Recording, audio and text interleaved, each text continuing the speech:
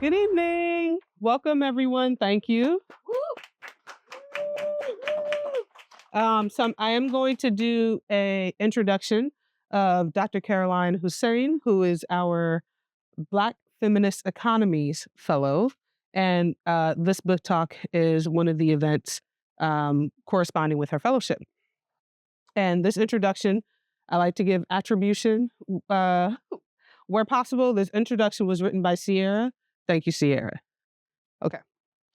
Black and racialized women have long sustained entire communities through coordinated systems of care: economic, social, emotional, and spiritual.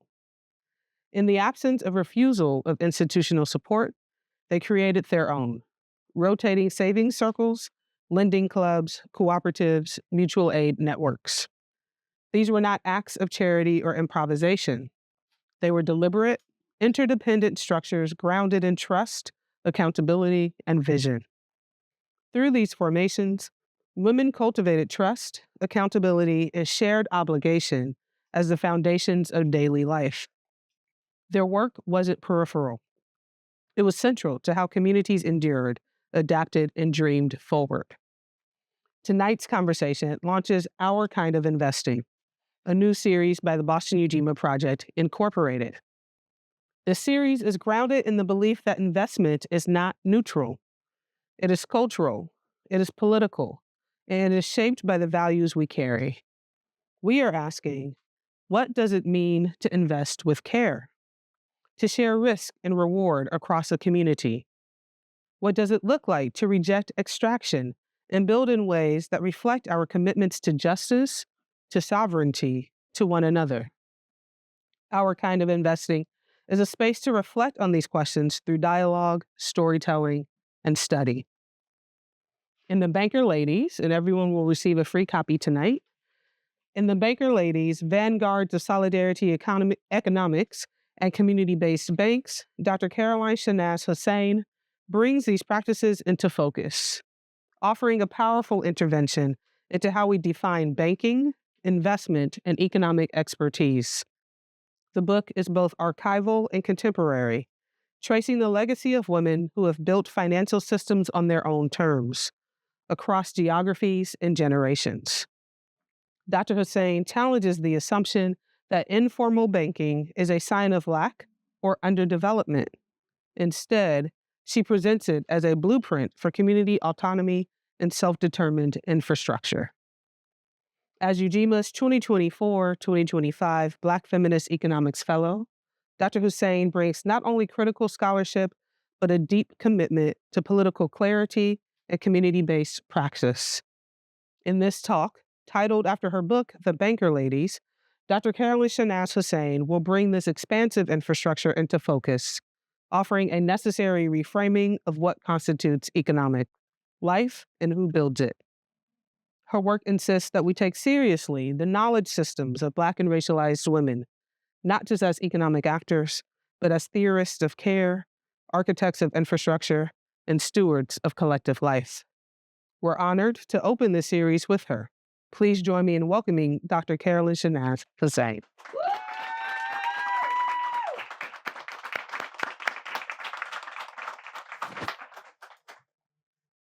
One. So blessings to each of you, and I'd like to say thank you. I'm so humbled by that beautiful introduction of poetry. It means a lot to me, particularly as I come to you in an era of terrorizing and unkindness in our world. The world is on fire, right? In almost every place we go. And so I want to thank you for that generosity. It really has been felt by me more than each of you will know. I want to thank you, Ujima, led by, the formidable Nia Evans. I know she's probably dreading where is she that I'm saying this, but I think I really admire her leadership and the way that in which she collectively leads. Sierra, Tomashi, over the years, I've really learned a lot about what it means to build together and in practice. those of us who work in the academy work in silos, and I'm learning to do my work better. So because of all of you in Ujima, so thank you. Roxbury, Clarissa, an owner, is doing very powerful work here, making knowledge a site for learning and unlearning. So I'm really, I feel humbled to be in this space. So those of you who don't know me, I'm Caroline Shenaz Hossein. I'm a professor of global development at the University of Toronto. But what I'm most proud of is that I'm the founder of the DISE Collective. Um, would someone be able to turn the slides for me because I don't have a clicker? Yeah, so before I start, I always like to give thanks and praise to Indigenous people on the lands in which we occupy. We are using territories that have been stolen, but I also want to recognize ancestral hardship that was taken and stolen from Africa across the Americas, from Canada, the US, and the Caribbean islands. And I want to say thank you for the labor that was done on these territories to build them up. And that's the DICE Collective Land Acknowledgement Statement. That's next slide. This is who we are. This is what I'm most proud of, as I was saying. Most days, this is what keeps me sane when we need the courage to be able to do research that is more applied and often not accepted within the ivory towers. I work with a collective group of women, feminist economists, who are pushing the boundaries around the world of what cooperation looks like, what a culture of care looks like that is not performative, but is actually based in homegrown values that humanizes economics in a way that prioritizes development from people first. Yeah. And so that's the work that I do with those women. Next slide, please. As a feminist, I'm always there to do what the academy tells you. We kind of struggle for this idea of objectivity, this illusion of what objectivity means. And I like to anchor my positionality so that people are aware of the biases that I bring. I come from first generation Caribbean parents who never went to college, and I've been fortunate to have studied quite a bit.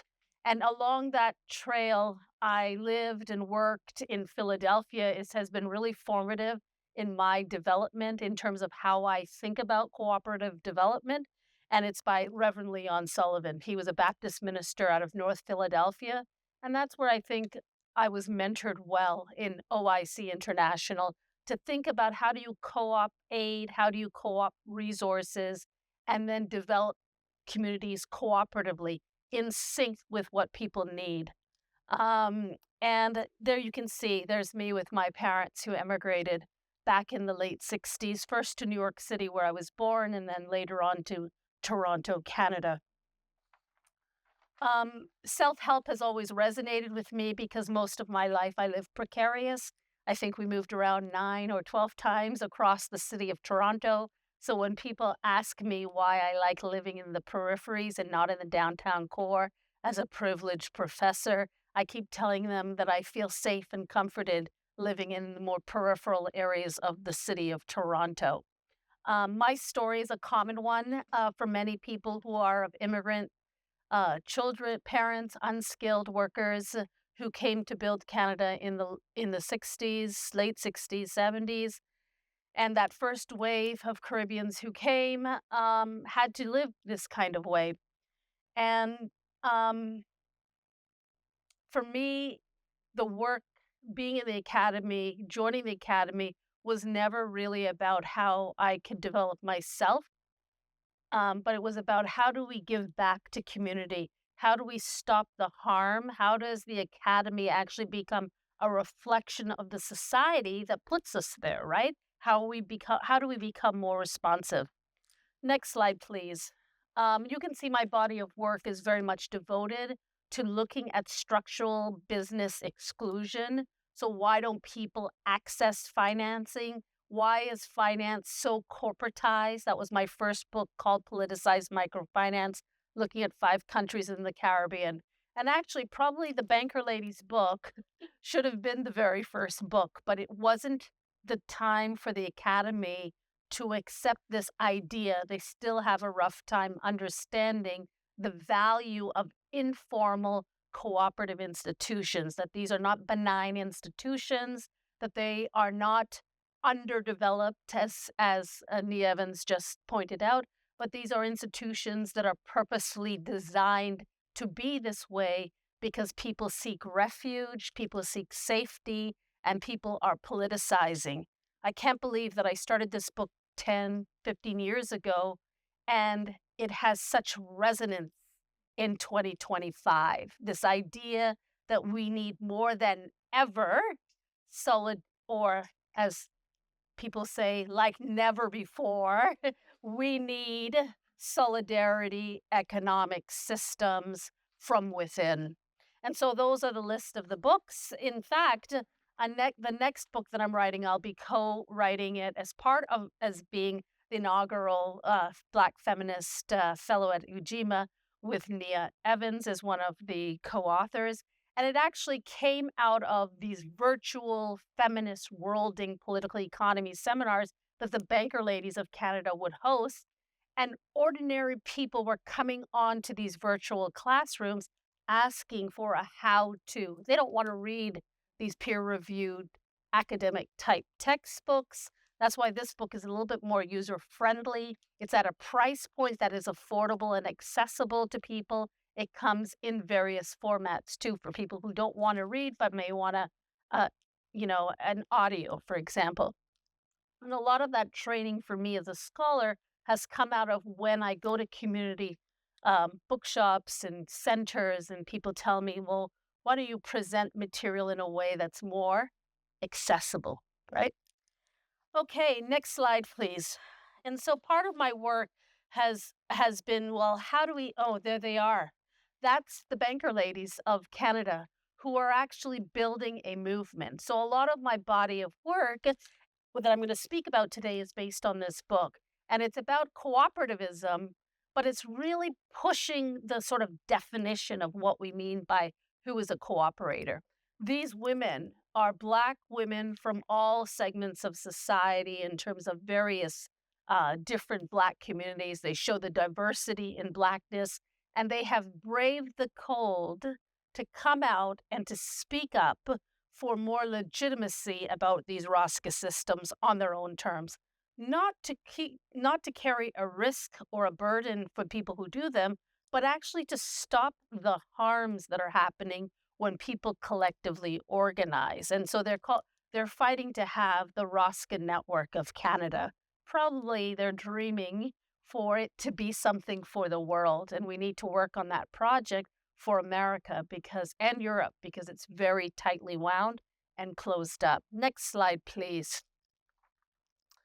And so when we think about business and society, it's one of those things that, it seems so simply that we should be thinking about this. Like, how do you democratize business? The fact that so many businesses are shareholder models that are clouded in secrecy and lack of transparency, when we all strive to be more of a democratic society, that corporate oligarchs are the ones dictating in a very authoritarian way of how we lead our lives. And these collective systems, cooperative membership institutions, both in their informal and formal capacity, are actually the ones showing us institutionally how to become more concerned about community, how to be more democratic, and how to share the dividends that we get from these institutions with one another. But we are isolated in this quest because the corporate model still is the one that reigns supreme.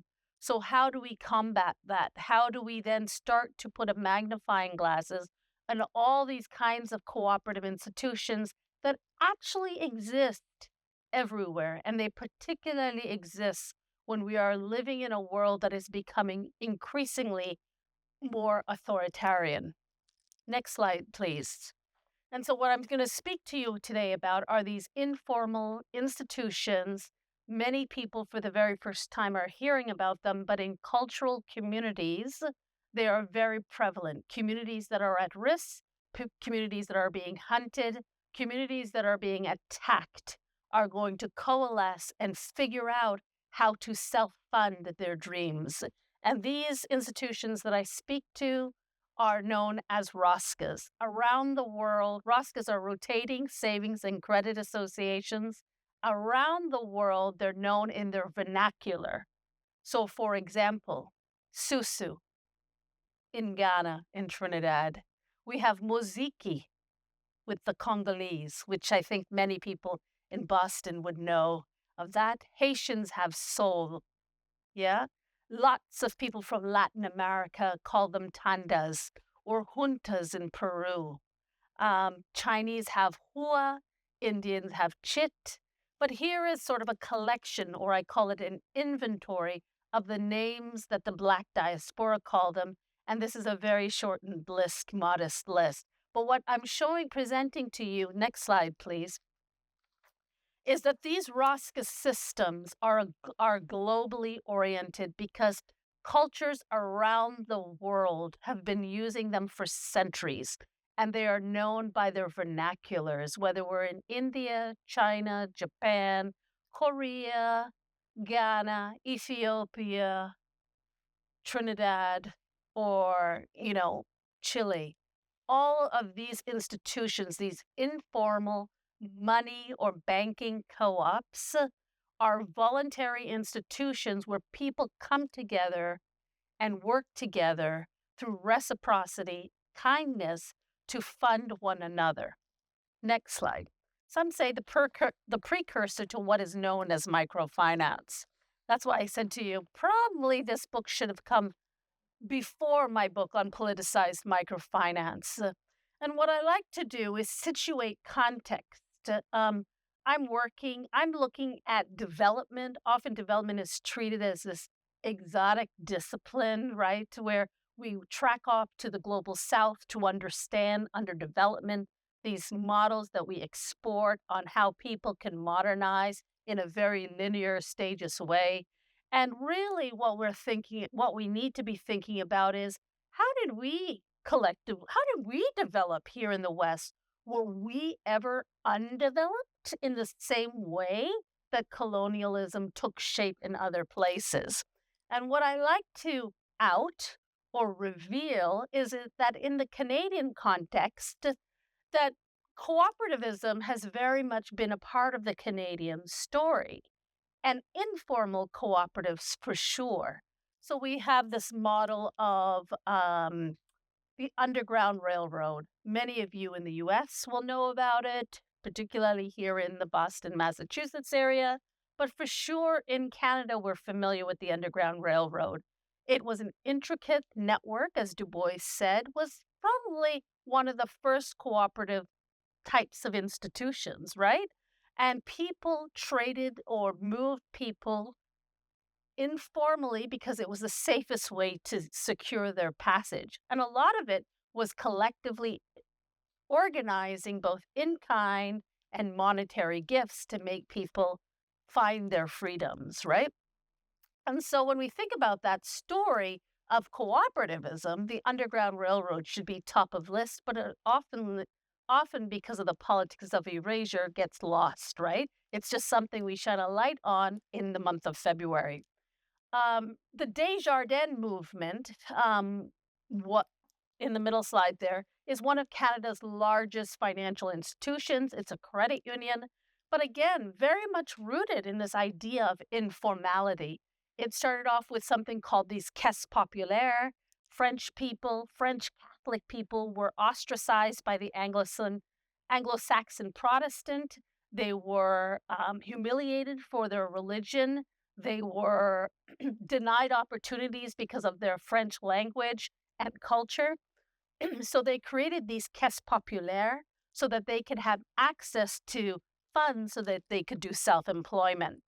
And when we continue researching, the more I research about the Canadian political economy, I learn about the Antigonish movement, where fisher folks, fishmongers, all of them collectively organized through adult education to resist and protest the capital oligarchs who were taking over the fishing industry in the eastern part of Canada towards Nova Scotia and what have you, and New Brunswick. And so cooperativism has been very much a legacy since, the time since the early 1900s has been very much entrenched.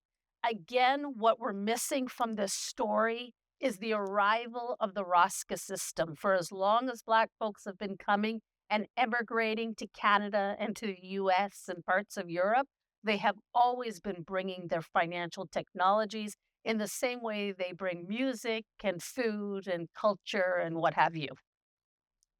Next slide, please. And what I like to highlight in this book, without giving away too many gems, is that what's important here is when we think about knowledge making, when we think about citation and who we give credit to, next slide, please, is the theoretical framework.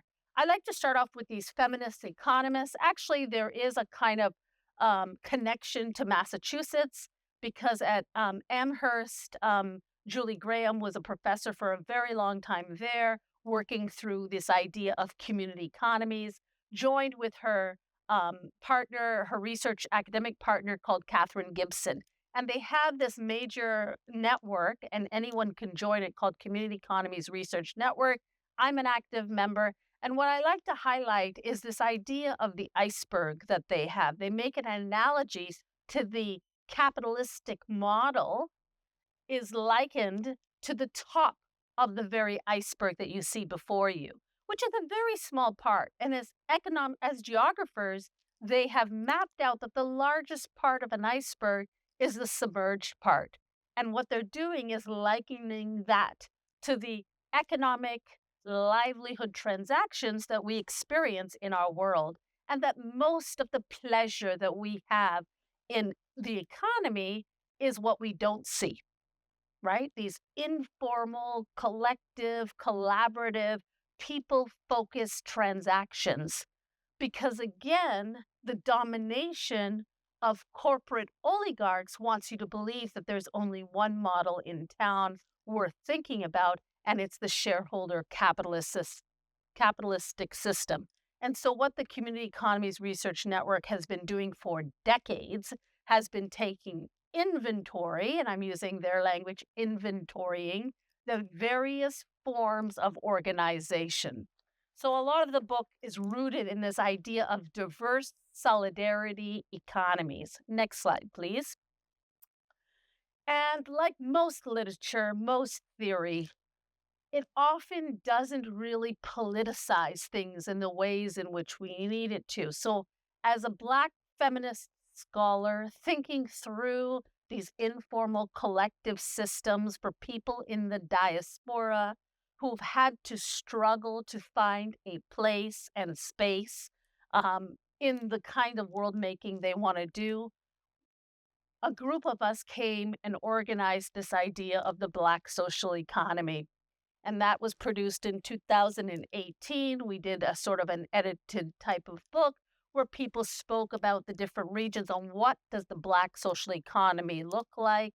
I've published some articles to think through this sort of language of what the Black social economy means, because the social economy in its intention is rather generic, and it doesn't think about the political aspect of why people collectively organize, as Nia spoke about in the introduction. Next slide, please.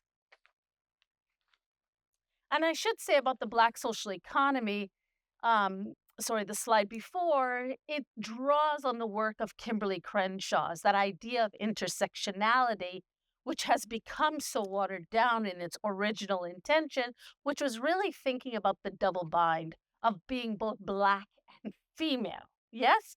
And so what I'm trying to do is throw back to that original intention, that sort of where Black women have always been sort of problematized within thinking about economic, in education, in various subsectors of the world in which we live in.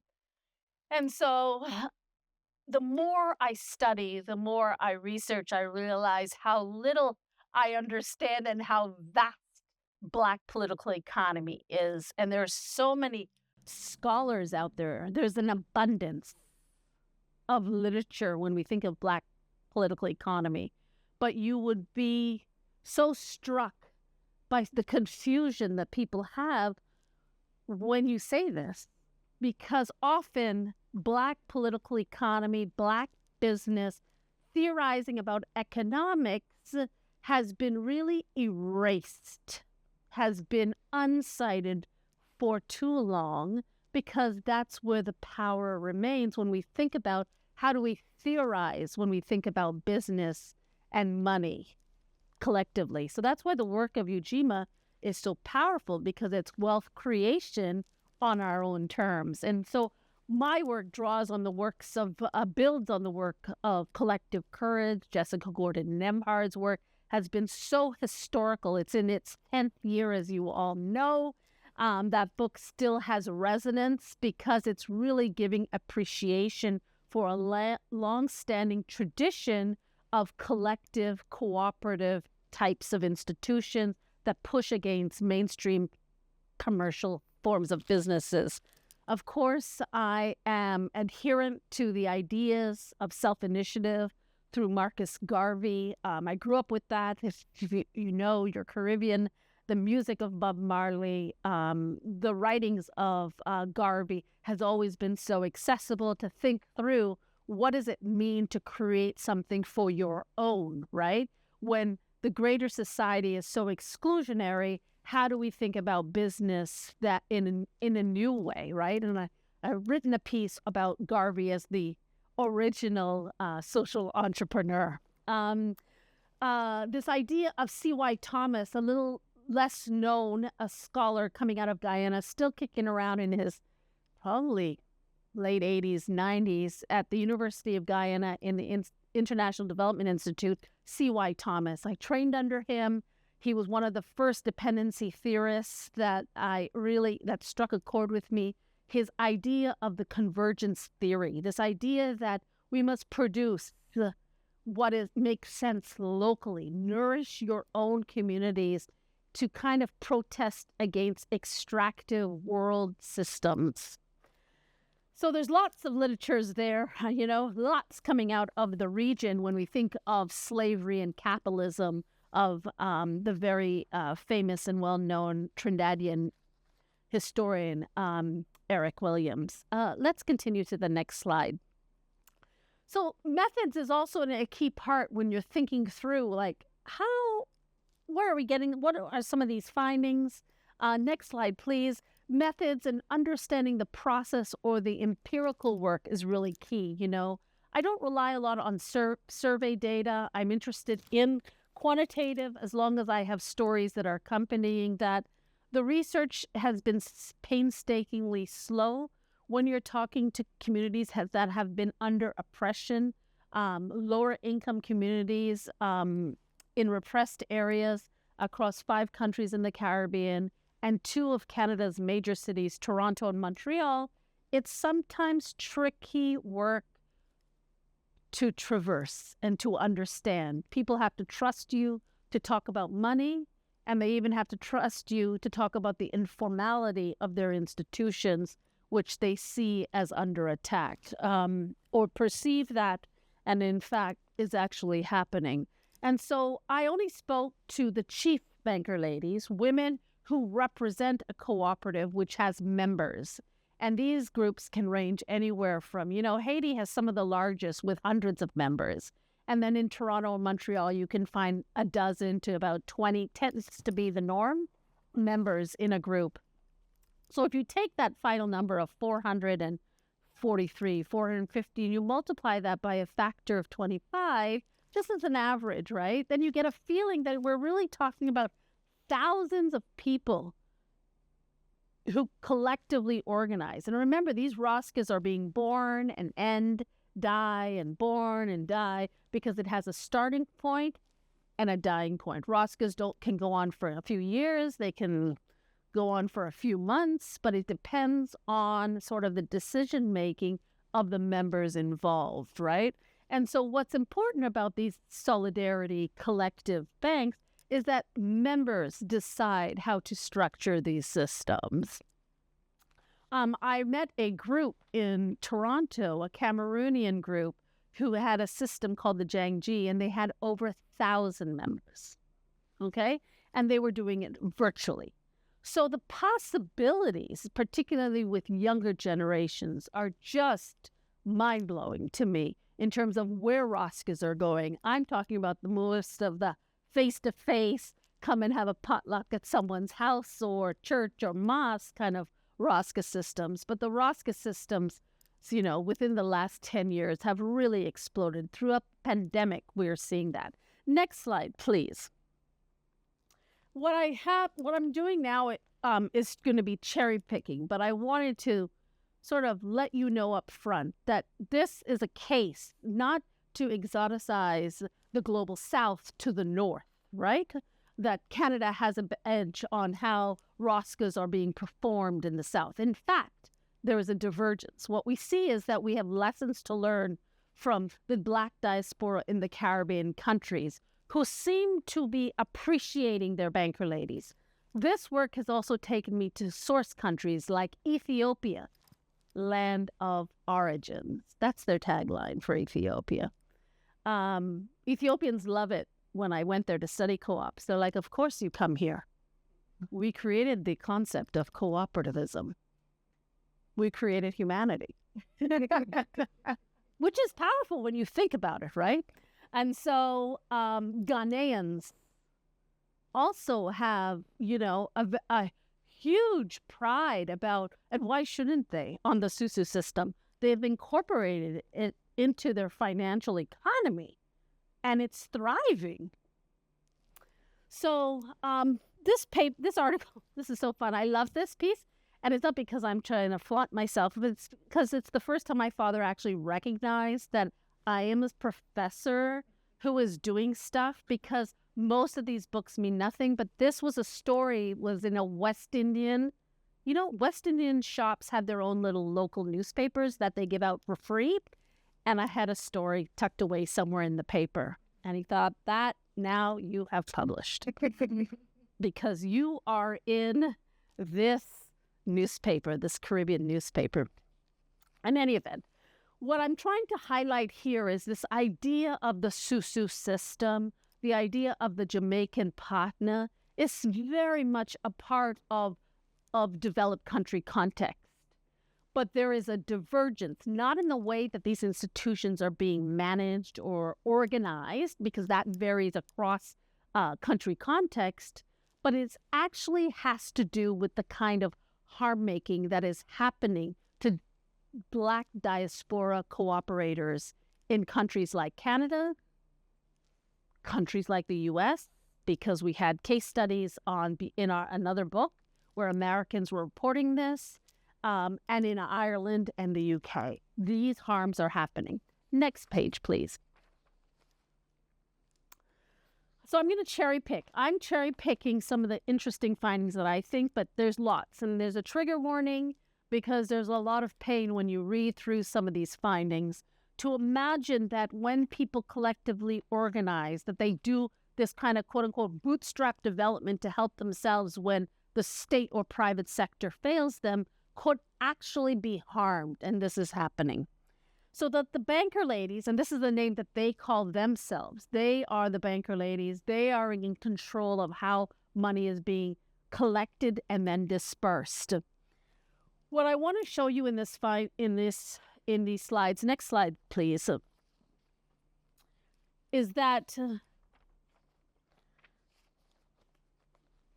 the divergence here is that in places like Jamaica or Guyana or Trinidad, that yes, have their struggles and political issues at play, is that they make it clear that their contributions are being recognized as cooperators. The banker ladies aren't under fear of being attacked.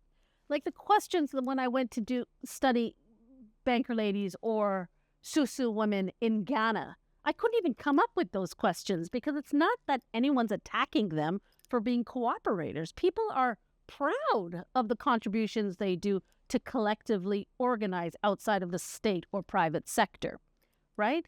But what we find in the Canadian context is that this is not happening. And I'll get to that in a moment. Whereas in Jamaica, elite commercial bankers, in Haiti, elite commercial bankers are actually copying, or we call it mimicking, these ROSCA systems. So they'll have a partner plan, or they'll have a mama soul plan, which is, the soul is the name for ROSCA in Haiti. So the mama soul is like the chief banker lady, right? And so they'll have the partner plan. The banker ladies know this is not the same thing, but what's key here is that commercial bankers, elite bankers, are seeing the value of these indigenous financial collective systems and offering it as a product line in their banking system. Why are we not learning those lessons in the US or Canada is the question we should be asking. Portfolios of the Poor was a book that was done several years ago, and it actually is a pretty good, large survey-type study that looks at the financial diaries of the poor in a number of countries in Africa and Asia, and what they come to is the number one financial device that people who are under some sort of economic stress turn to are these collective ROSCA-type systems. They have very complicated financial diaries, loans at this formal bank, loans at this other formal bank, at this microfinance bank, whatever, community bank. But they also are very much involved in community-based banking. Next slide, please. So what we know, though, is from these cherished systems is that people who participate in them, whether they're in Canada or around the world, they are cherished by the users. Please read this this commentary by Mummy in Grenada. She's telling you something here. Susu is the ting. Together we bind, right? Like, she's really telling you that the solidarity system, yes, we have all kinds of systems, but it's actually these cooperative systems called Susu that is really meeting people's livelihood needs. I wrote a paper, an individualized paper. If anyone needs it, it's open access, so contact me. I'll send it to you. It's doing a comparative case between Haiti and Grenada and looking at the cooperative traditions in these countries. And Susu is a very much part of that storytelling. Next slide, please. When there's pain and suffering and there's all kinds of localized corruption occurring in formalized banking systems, and this is a truth that can happen in any context. But what I found in the cases of Jamaica and Guyana, for very different cultural contexts, is that people feel less compliant to those corrupt systems when they have another kind of financial system, meaning a ROSCA. They can mitigate that kind of big boss or big boss syndrome that is affecting their freedoms in day-to-day life. There's a very powerful film by a Haitian academic and scholars, American scholars who study Haiti, wrote this film called The Potomitan. And The Potomitan looks at the lives of 3 Haitian women who were caught up in this sort of extractive sweatshop kind of, industry. And what they did was release themselves by getting into more self-entrepreneurship through these soul systems, these ROSCA systems, as a way to free up time so that they can focus on issues that matter, like domestic violence or, caretaking in their neighborhoods or what have you. It just provides an opportunity when you have ROSCAs to provide a way out from what could be violent or controlling exclusionary business systems. Next slide. So, the story in the Canadian context, Montreal and Toronto, 2 of Canada's largest financial centers. And, Canada is not like isolated here. It's not an outlier. This is the truth. If the same stuff is happening in New York, major American cities, it's happening in major cities in Europe. I had just come from Brussels. The kind of fear-mongering and the attacks that cooperators who informally organize these ROSCAs are experiencing is something that's real. I still haven't been able to get a footing in the American terrain. Maybe 2025 will motivate me to start studying Raskas in the U.S. context, right? As a global development expert to look at underdevelopment in the U.S. Context. So what we have here in these two Canadian cases in the global north is that banker ladies are telling you that they are not only being not recognized for their forms of cooperation, it's worse. They're being vilified. They are being tormented and labeled terrorists, gamblers, drug dealers, money launderers, pyramid schemers, that they are doing illicit activities, that bankers, formal bankers will seize their funds if they cannot prove it under a law that exists in my province called the Civil Remedies Act. If it has unlawful quote-unquote origins, they have every right to take those funds. Police who surveil these often poor communities, and this should be familiar in the U.S. context, will confiscate these resources without any kind of recourse because Raskas are not recognized as an informal institution. So that's why the banker ladies of Canada are pushing for a Raska network to build up capacity, but also to bring in more education so that people understand what mutual aid, what cooperativism actually means. Next slide, please. Systemic exclusion, profiling. People walk into mainstream banks all the time and they are being denied services. This is something that's happening in the big six banks in Canada. And it's exhausting for me as a scholar looking at business exclusion. And I keep wondering, why are people walking into those banks to constantly be humiliated and profiled in such a way to access their own monies? Because anti-Black racism is alive and well, and people are being alienated to access their own money. So the banker ladies have thought up a sort of an innovative solution is to make Raskas more available when commercial or mainstream banks are hostile. And what they're doing, these banker ladies in the Toronto environment, is that they're destigmatizing the ways that banking can be to make people feel safe to access resources within community by creating these community-based banking systems. So what banker ladies are teaching us is that, these solidarity systems are localized. It's more just about It's not about profiteering. It's about the care, the culture of care, not performative, culture of care that is rooted in homegrown values of reciprocity, right? Dean Spade writes about this idea, right? Mutual aid, this idea that we move away from colonizing, charitable philanthropy, which tends to be distracting people and making people dependent on handouts. And that's not what the banker ladies want. They're like, no, we know how to mobilize resources even in economically repressed communities. We have the capacity to use our own resources, but they are being penalized when they try to do this self-help on their own terms. And that's what's so egregious about all of this. Next slide, and you'll hear from them in the next slide. Why don't we, play that for me, please. It's like a 20-second video. You just have to hit it. Well, it's on there. It should be in the book. Yeah. Mm-hmm.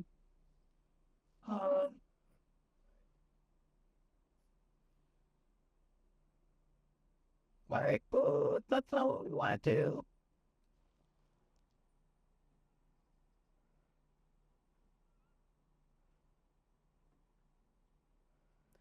Usually if you minimize it, what you had it should be in the photo.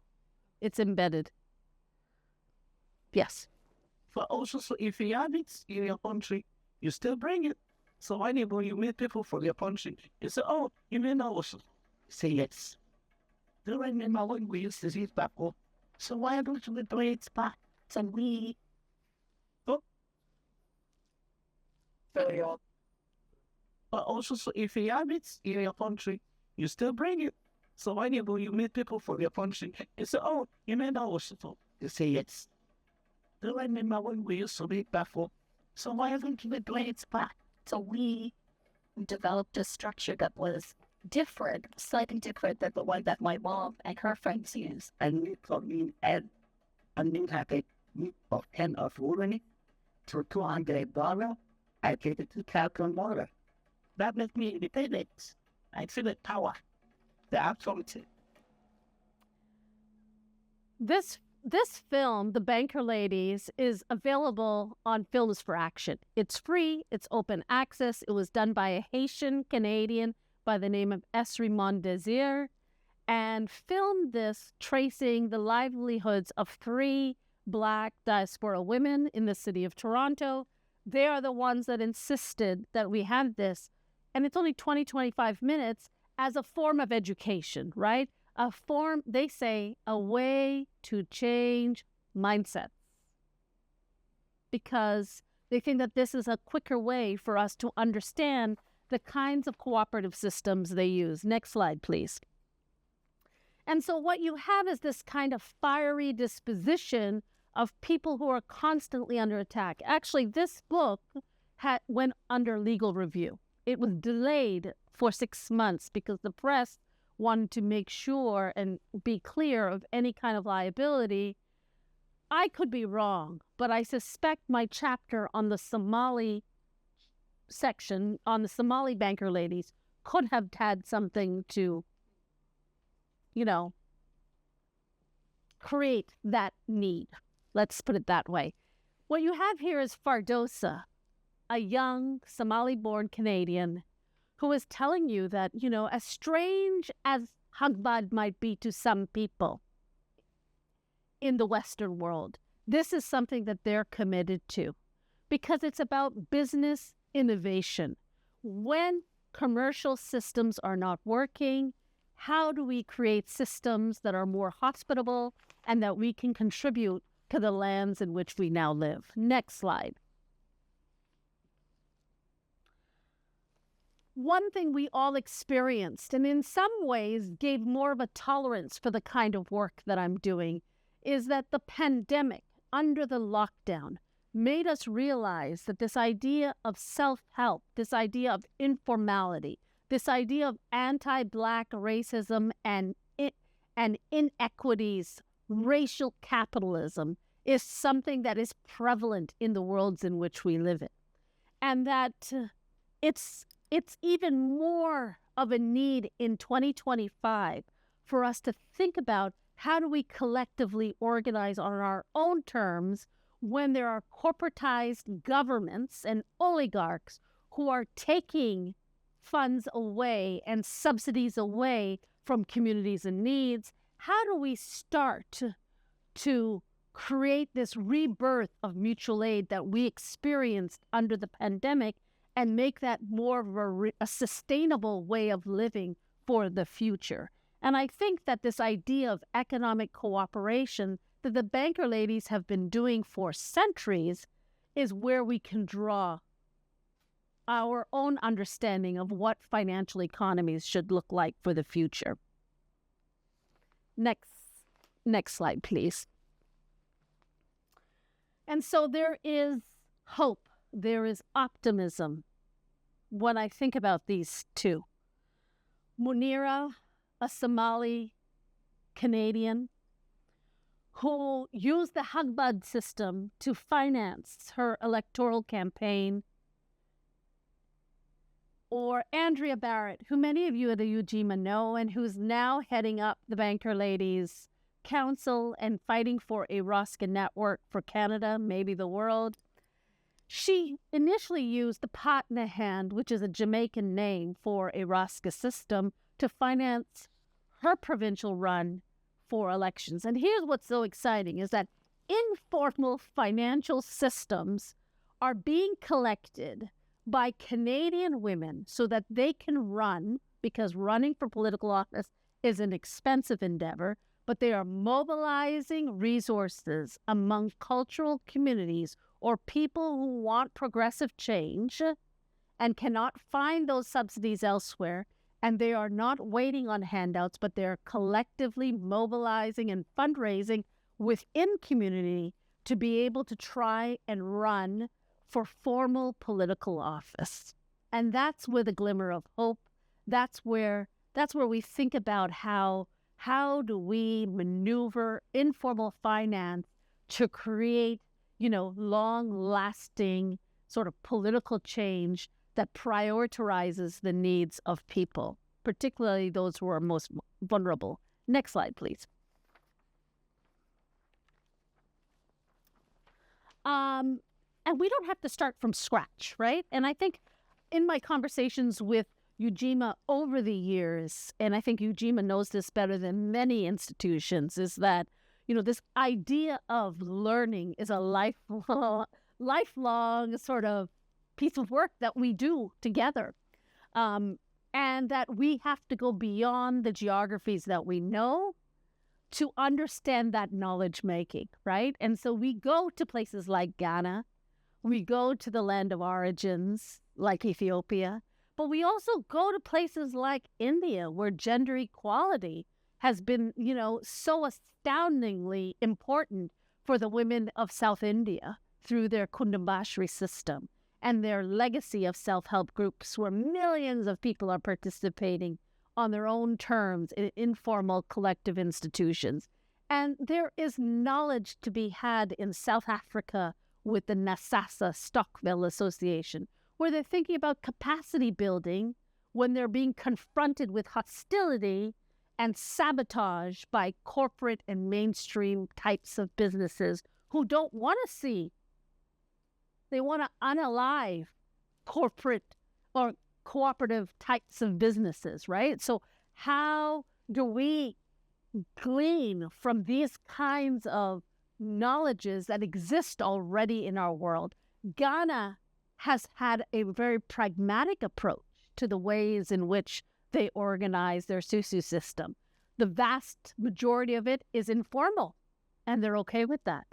But they have a minority, a very small minority of Susu systems, and I wrote a piece on that, open access, with Sami Bonsu, a scholar at Gimpa, the University of Ghana, speaking about the Susu system and their sort of pragmatic approach to understand informality for some Susu, the majority of it, and formality for others. So there are lots of lessons to learn, but we have to move in other geographies to understand that kind of learning.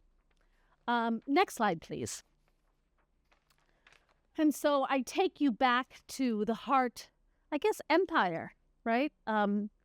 Where, the seat of empire, the Bank of England, and they just closed their exhibit in December of 2024. I profile it in here, which I think is a great sort of caveat here. When people are having a hard time understanding the value of Roscas, I like to point to Empire, who actually organized in their museum, had thousands and thousands of people moving through their museum every year, in collaboration with Museum Man, the Caribbean National Trust, to organize and have an exhibit on the Pot Nahan. Pot Nahan is the Jamaican Rasta that was a necessity for the Windrush generation. When Black Caribbeans were coming from many countries, primarily Jamaica, had to settle in the UK to work and were being structurally excluded, they drew on these Rasta systems known as FATNA. And for the Bank of England that oversees, it's a central bank that oversees formal commercial banks, to spotlight the Jamaican partner at the seat of empire, right, is a very important sort of validation that these systems matter when there is racial capitalism active in our society, and that they gave a nod, the Bank of England, complicit in slavery and colonization in 2023 and 2024, gave a nod to the Jamaican pot in a hand. It's too bad the exhibit closed in 2024, December. But online you can find out, and it's now been memorialized in this book as a testimony to the value of and the power of the Rosca system. The last slide, please. Thank you. So what I want to say is that please join our movement. It's the Rosca system. Women in Canada really want to see us think about how do we join up, those of you who are engaged, like Ujima and elsewhere, interested in cooperative systems that are expanding the cultural understanding. I don't want to hear anymore that people of color, racialized people, Caribbean people, African people have to learn about the 7 principles of cooperatives. No, they actually live and breathe them. They've always known this. This is ancestral. You don't have to teach us what it means to be a cooperator. We already know that. It's in the DNA of our very existence, yes? And so we need to think, and this is the world over, so we need to create a kind of a movement, a shift, as my banker ladies say, change the mindset of these people through film, through art, through music, whatever we have to do, so we start to sensitize the value and expand the definition of cooperativism.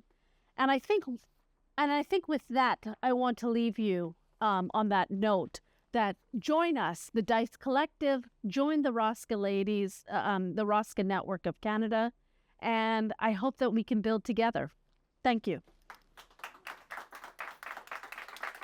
First, I want to thank you. This talk was really incredible. I'm really inspired by hearing about all these different systems that have their own names and their own traditions. One thing that you said, I don't know, kind of early on, maybe in the middle, was that Roscas have a starting point and an ending point. And I was very curious about this. It kind of reminds me of like what happened with the Zapatistas like very recently when they like actually sort of formally shut down in a way, right? And they were like, well, we see this as like the end of our movement in the way that we've been, but there's a new beginning, right? Something else needs to take its place.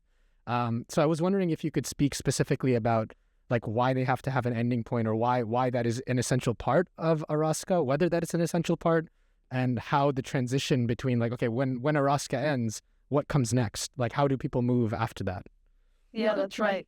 So I study structure on how, and that's a really great question. So thinking about structure, thinking about democracy, thinking about participation. People self-select, they come together through kinship, they come together through friendship, they come together locally, normally. I mean, that's the origins of these Rosca systems. I remember having the first ever Africana Feminist Economics Conference at the University of Toronto, and banker ladies were headlining the conference. And I remember Mabinti saying, if you don't have friends, then you don't have a Rosca system, meaning that if you don't know community, you won't be able to participate in a self-sustaining Rosca system. You have to get out there and get to know people. And that's how you create connections. So Rosca systems are really fundamental, hardcore, I say, on this concept of democratic building. And so for them, everything is about consensus making, not necessarily to vote, and then that's trouble. But generally, it's about consensus and debate. And so their meetings last 4 hours. That's why they always bring food, because it has to be effect, because people are deliberating and they're thinking through things, and they don't always agree on things. They have a life project that they want, but people have different views on how we get there. But they sit in a room and they think it through. And so they structure the Rosca. They structure the duration of it. They structure, meaning how long it will be.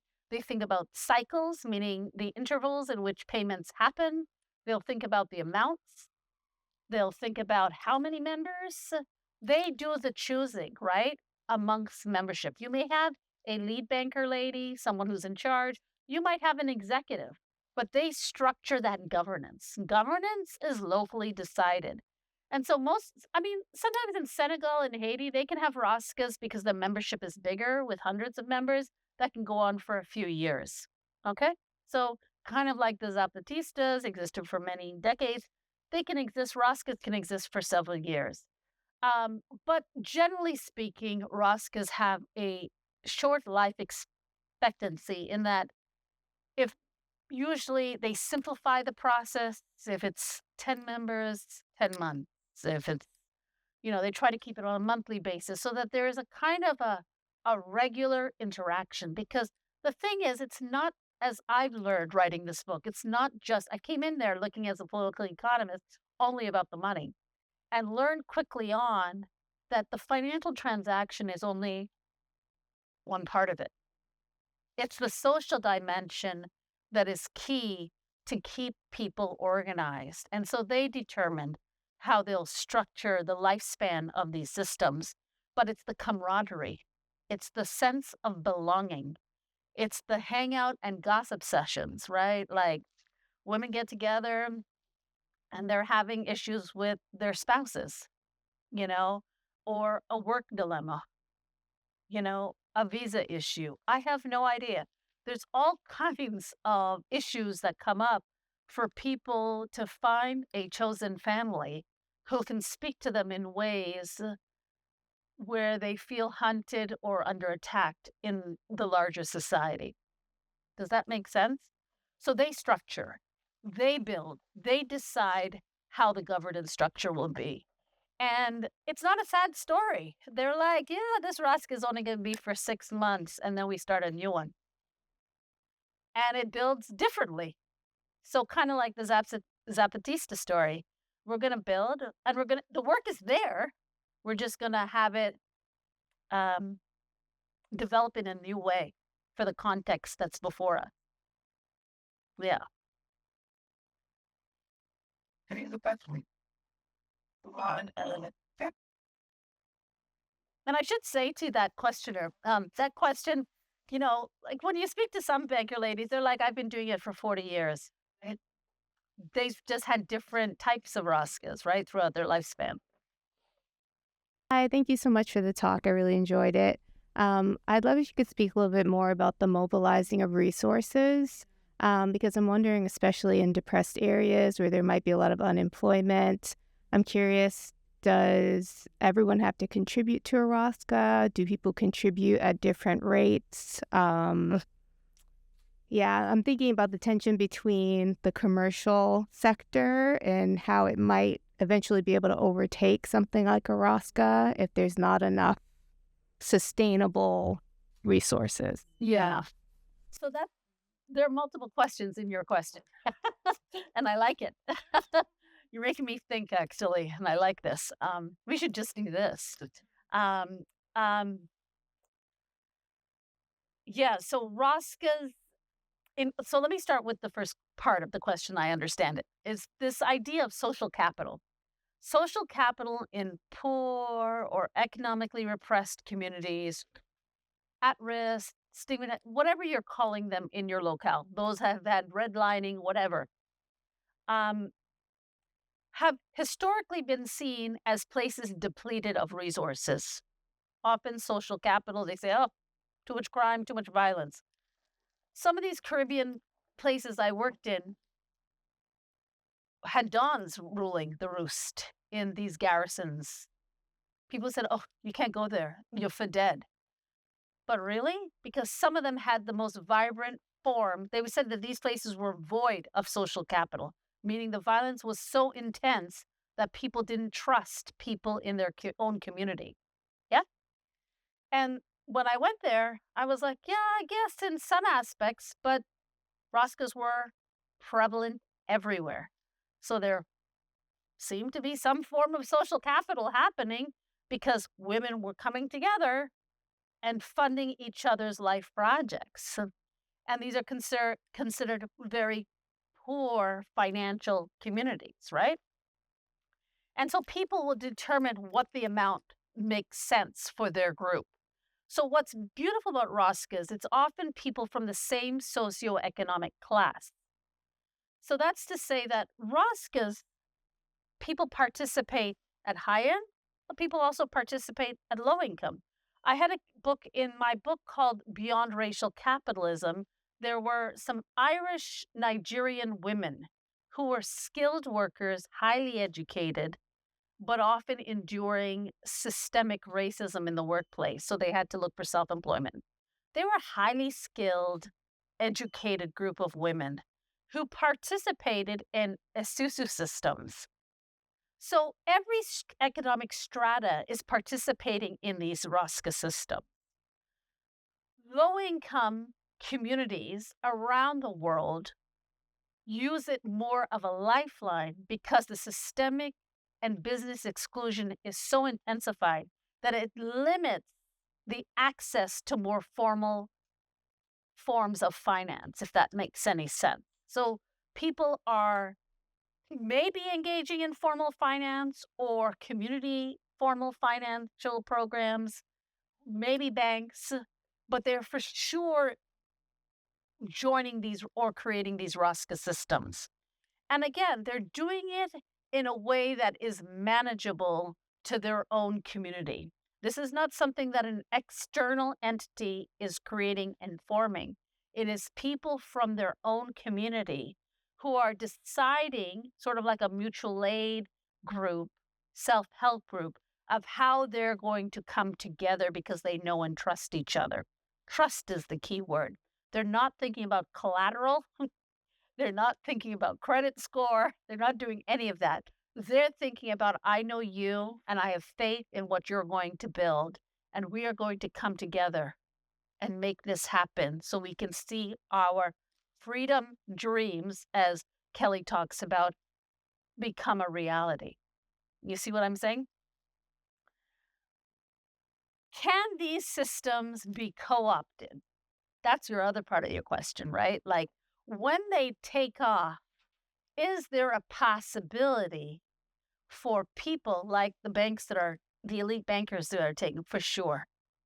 There is a way for sure of them commercializing that kind of institution, copycatting for sure.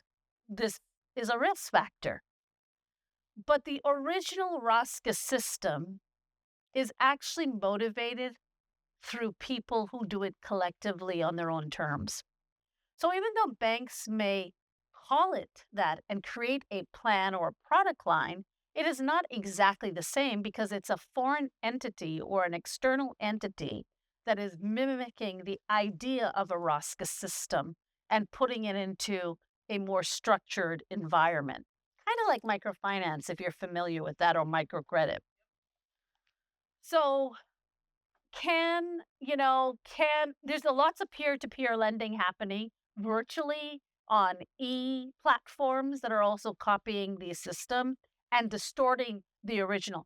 Fintech has been an explosion in East Africa and around the world that some could say has corrupted the Rosca system, but they don't even really give a reckoning or admit that the genealogy of fintech actually comes out of these Rosca systems. That's a story waiting to be told that has been plagiarized by women of the world with these fintech systems. In my personal opinion, I believe the fintech explosion or revolution really comes out of these SACCO systems in East Africa, where it's been so popularized out of Kenya and Tanzania and what have you. But we don't credit them. But they have, in some ways, you can see, exploited a commercial interest in thinking through how do we profiteer off of a system that was based on trust and reciprocity, right? So there you have it. But you asked a very question in question, but thank you for that. But it's how do you mitigate the vulnerabilities in these systems, right? Like, that's the idea, right? But to think that because you're poor, you're devoid of social capital, to me seems to be not understanding local community development. Do you know what I mean? Like, because you're poor doesn't mean that you lack or there's violence in a community doesn't mean that you lack social capital, right? We heard that in collective courage. That seems like storytelling to me. Do you know what I mean? People will find ways of collectively organizing. You're maybe not going underground enough. I was always amazed when I worked in international development how many foreigners never knew about these systems. They thought microfinance, oh, we have village savings and loan programs. I'm like, where do you think you got that idea from? Maybe from the Asusu system in Niger that you copied or ripped off, and you get donors like USA to subsidize you on a village and savings and loans program? Come on. That's all in this book, right? I mean, this is the truth telling, right? Like, so white men with their bag of tricks go out and say, we're going to create under CARE International the Village Savings and Loans Program. What? Did you not? Did I miss the memo? Because the women have, and why are they so successful? Because that's familiar territory to these women. Do you know what I mean? Anyhow, so much to say on your question. We could talk for hours. So my name is Stefan. I wanted to agree with a lot of the things that you said because I'm from Trinidad. So I grew up there, Susu. So living in a bad neighborhood, like you said, in Arima. Yeah, in Arima. So you have an uncle there, Pinto to be exact, where one of the drug lords resides. He operated from my street itself. So I would have friends, family, a lot of them stopped coming by. I would have to walk out the street to get picked up. I didn't know Arima was like that. Yeah, and certainly, so it's a lot. It's a whole story because I still hear things all the time. But I would like to say that I always knew about Susu.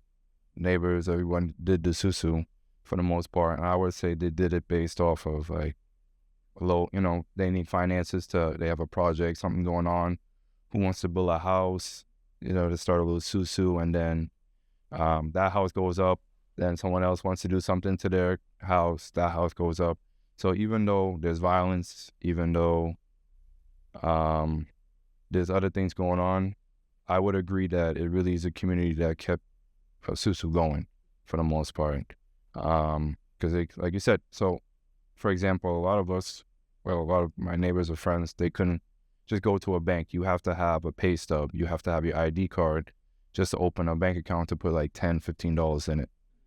A lot of them didn't have that. Like right now for me, because I'm operating here, I can't just, if I kind of want to like say that I lived in Trinidad and I don't want them to know that I'm in America, I have to find a way and talk to somebody to say, hey, make a fake pay stub for me so I could go like open a bank account for my mom or something.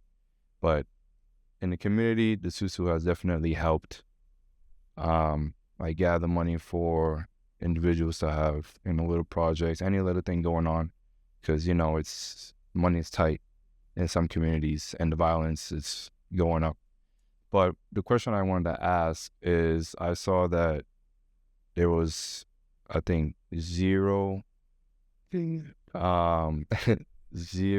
interviews or banker ladies that I think interviewed in Trinidad and Grenada, if I'm not mistaken. It was on the slot. Focus groups. Will that ever change? I would say that in certain methods. It's a good question, actually, and thank you. It's all in all. I think I know the slide you're talking about. It's like the sort of the data collection and how the research was done. Thank you for asking me a question on methods. I go through, of course, in more details, and I really appreciate your questions, Stefan. And, I'm so glad that you shared your story about knowing about Susu. My door. Here in, my great-grandmother was a Susu banker, Maud Gittins, in Sandy Grandy. Right? And most of my research that I did in Trinidad will be places, I did it in Salt Lake, Sealot, and Beetham, and a little higher up on Laventille, okay? So I was working with different people, more entrepreneurial, around the city core. because I wanted to because there's lots of microfinance happening in there. There were lots of commercial banks in there, so it wasn't like it was rural and they had no other options. I wanted to see the prevalence of ROSCAs when there are so many options available. The same reason I do it in Toronto or I do it in Montreal. So that's kind of like the logic of why I choose locations, okay? And there were communities under duress where people are like, oh, you're not going to find anything there. Everyone's violent and they have no social capital. I'm like, okay. So we're going to go and test that because I did it in Jamaica. I did it in Grenada. The same kind of methods I'm using, right? Same in Toronto. I'm going to Jane and Finch. I'm going to Downsview, Scarborough. This sort of the peripheral communities that are, quote unquote, have issues, right? And so when you go to a country, some countries, certain methods work better. And that just depends on the context. Like in Toronto, focus groups worked well. It worked okay. But in Montreal, focus groups did not work well. The fear, the issues of coming in a group of people you may or may not know could be worrisome to people to speak about money, which is a private thing, and about informal institutions that are not recognized in a certain context could be scary for people who are being vilified. So there you have it. In Canada, 2 different cities, a slightly different method taking place. Yeah. So not all Canadians were okay in that. And, I had used similar research methods in that my research assistants come from that community. So either they were Haitian from Montreal, grew up there their whole life, or they were from Cameroon and they were trying to bring together Francophones or whatever, or Anglophone Black Canadians from a certain area, Little Burgundy. And they were really entrenched in community. Same for Toronto. But some methods work in some places and not in others. And it could be the level of or the intensity of the surveillance that is happening to certain communities. Okay? So I did have options like individual interviews or focus groups. And I did a mix of both in some, and some just were failing when it was focus groups. I'm learning that from students who are doing it in Europe. Focus groups are just not possible. So they do individual interviews, which is painstakingly slow. Imagine I took like almost 15 years to do this work because they're so underground and hidden, particularly so in the Canadian context. But in Trinidad, I think it was Guyana as well, focus groups very hard to do focus group. Grenada, very hard to do. Oh yeah, thank you so much. Did that. And it's like, They tried, but it's very small. But like you can see that Haiti, Jamaica, no problem. People were okay. I had a problem in Jamaica in that I had to have all men. I wanted to do male focus groups because men, it was very dominated. Men do them too, actually. No one asked me this, but men do them, but they weren't having voice in the Jamaican context. But in Trinidad, Guyana, and I would say Grenada, it just wasn't a context where people were comfortable coming together in a group setting. But they were the smaller cases, as you can see. And Grenada and Trinidad, my main principal cases were Jamaica, Guyana, and Haiti in the Caribbean. I only added on Trinidad and Grenada later because I wanted to look at like what happens when you do a rich a more advanced country context in the Caribbean like Trinidad, and then also a very small island where everyone is quite familiar with one another, like Grenada. And so I think it was context as well in terms of it just didn't lend itself easily to focus groups. But people were willing to speak to me with those small cases individually. I think I have another colleague who is doing it. We have a new book coming out on Africana Feminist Economics. She's Trinidadian at UWI, and she's doing individual interviews. And so I don't think it's the methods that's not lending. Trinidadians prefer to have it more one-on-one interview style. And that could just be, that's just the cultural context for that topic, They definitely come together at the line. Yeah. Thank you for the question.